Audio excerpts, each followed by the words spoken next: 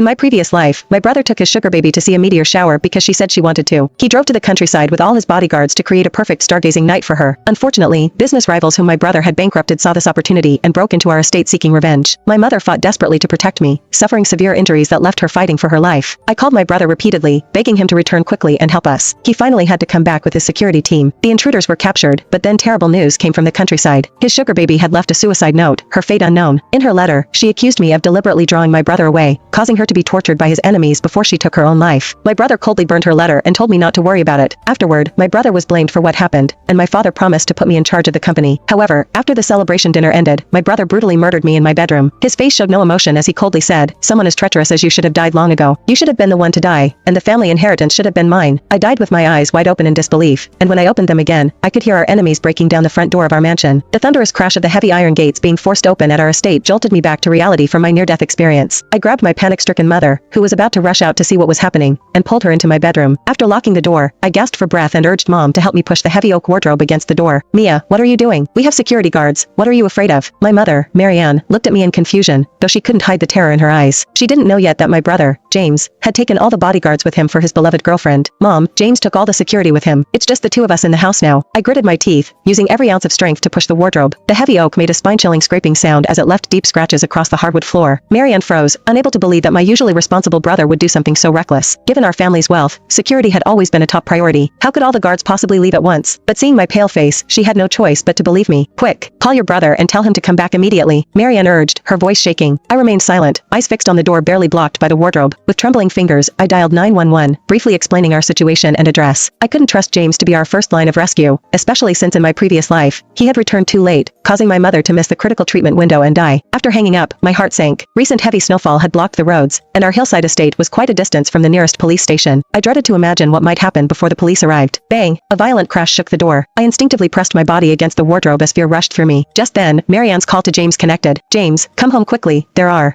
intruders in the house." Marianne's voice broke with tears. James's impatient voice came through the speaker. "Come on, Mom, stop making things up. I'm still waiting for the meteor shower with Michelle. I'll be back tomorrow. I'm not lying. There really are intruders. Come back quickly, or you'll be collecting our bodies." Marianne practically screamed. James's tone grew even colder. "I know you don't like Michelle, but there's no need to make up such stories to scare me. And tell Mia Cooper that she should stop playing these little games. I won't fall for it again." Hearing these words, my heart completely sank. It seemed my brother had also been reborn, but why would he think this was a lie I made up? In my previous life, he had witnessed with his own eyes how those thugs tortured Mother and me. Why was he being so cold this time around? Just because of Michelle Peterson? Just because she casually said Mia did it on purpose in her suicide note? Heavy footsteps approached outside the door. Then the door was hit even more violently, making the wardrobe start to scrape across the floor with a piercing noise. We watched helplessly as the wardrobe's defense